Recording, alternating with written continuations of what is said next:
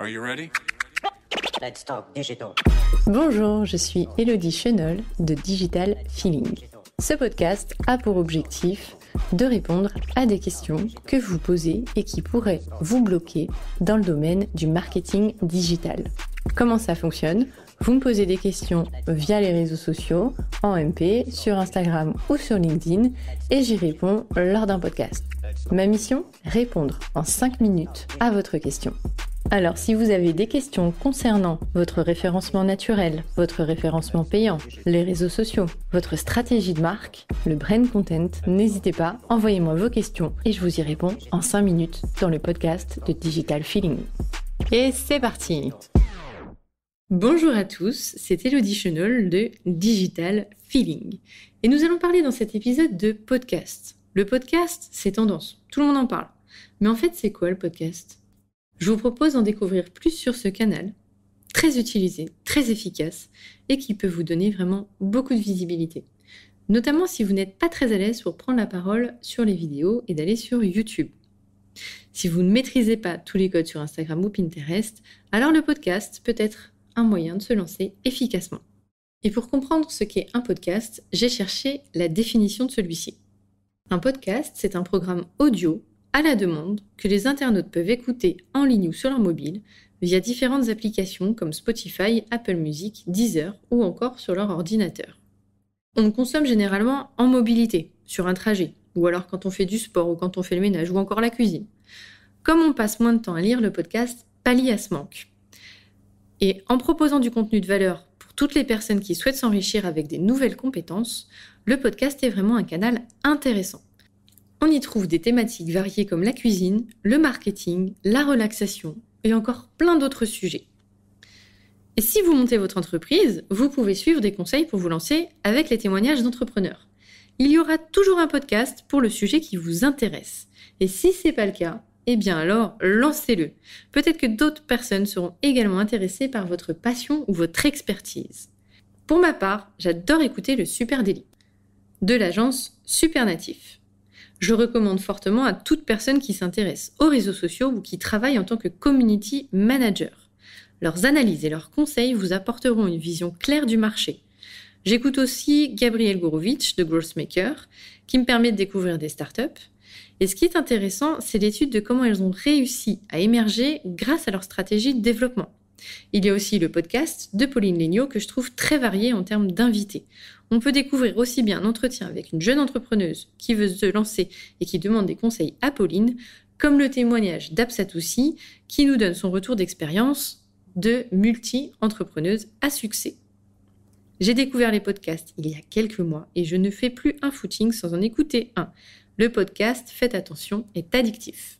Vous l'aurez compris, le podcast est accessible à tous. Il offre un format de communication innovant et humain qui donne de la visibilité à votre expertise. Chacun peut se lancer pour parler d'un sujet qu'il maîtrise ou qu'il passionne pour apporter de la valeur aux autres. Il y a potentiellement peu de matériel à avoir, à minima un iPhone ou un smartphone peut faire l'affaire au début pour un faible coût de production si vous formez seul au montage.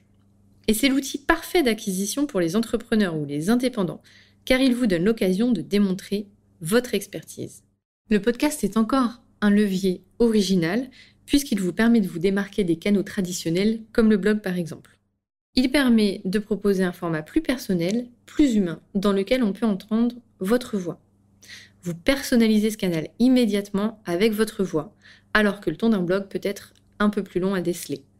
Vous pouvez également rythmer votre podcast avec un générique, mais aussi le dynamiser grâce à votre tonalité. Le podcast est plus vivant et innovant qu'un article. Et c'est un des médias qui connaît le plus fort taux d'engagement. Pourquoi ? Eh bien parce que c'est l'internaute qui décide de vous écouter au moment où il décide de vous accorder son attention. La valeur de l'engagement de l'auditeur est donc très forte. Mais alors pourquoi je vous parle de podcast ? Eh bien, c'est moins connu, mais le podcast peut également booster votre référencement naturel, autrement dit votre SEO. En effet, Google met en avant les podcasts en lecture directe sur les résultats de recherche. Et le SEO, vous l'avez peut-être remarqué, c'est une de mes passions.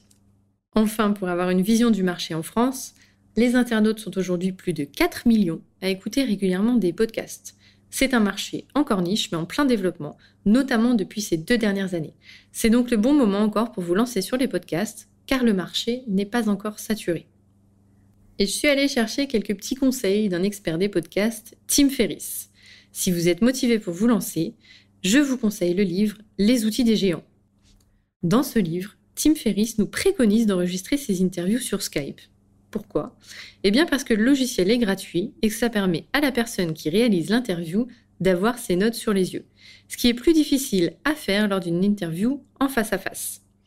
Il utilise un enregistreur d'appel Ecamm avec un micro dynamique cardioïde Audio Technica et une bonnette pour minimiser les bruits extérieurs. La bonnette, c'est le petit chapeau qu'on met sur le micro.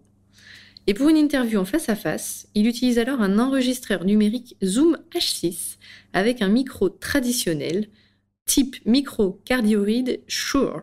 Alors je ne vais pas vous donner toutes les références, mais vous les retrouverez dans la description du podcast.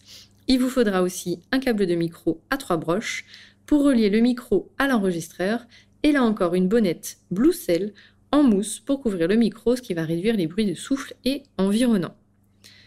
Pour la post-production, si vous possédez un Mac, vous pouvez utiliser GarageBand, mais c'est assez difficile d'utilisation. Je vous conseille plutôt Audacity, qui est assez simple et qui fonctionne aussi bien sur Mac que sur PC. En ce qui le concerne, il utilise Auphonic pour finaliser et peaufiner ses podcasts après les avoir mixés, car ça améliore la qualité audio générale des podcasts. Vous avez maintenant tous les ingrédients et tous les éléments pour savoir pourquoi il est important et même peut-être essentiel de se lancer sur un podcast en fonction de votre domaine d'expertise. Vous avez également le matériel nécessaire pour être un vrai pro du podcast. Let's talk digital. Et une petite anecdote sur le podcast. Pourquoi j'ai réalisé cet article ? Eh bien, c'est un sujet qui m'intrigue depuis plusieurs années. Étant moi-même consommatrice de podcasts, j'avais envie d'en savoir plus sur l'univers et les raisons qui poussaient à lancer son podcast. Je voulais aussi connaître l'envers du décor, le côté business. Mais ce qui m'a plu par-dessus tout dans toute cette étude et qui m'a donné envie de lancer mon propre podcast, eh bien, c'est l'envie de partager autrement mon expertise, mon savoir-faire, ce que j'ai pu apprendre et de pouvoir vous apporter concrètement, efficacement et rapidement des réponses à vos questions en termes de marketing digital. Thank you. You're welcome. Let's talk digital. Je vous remercie d'avoir écouté ce podcast. Pour me poser vos questions, n'hésitez pas, envoyez-moi votre question en MP sur Instagram ou sur LinkedIn. Et si vous voulez soutenir ce podcast, eh bien n'hésitez pas, laissez votre avis ou vos notes sur Apple Podcast ou bien sur Spotify. Et sinon, parlez-en autour de vous. Ce podcast pourrait aider d'autres entrepreneurs. À bientôt. Let's talk digital.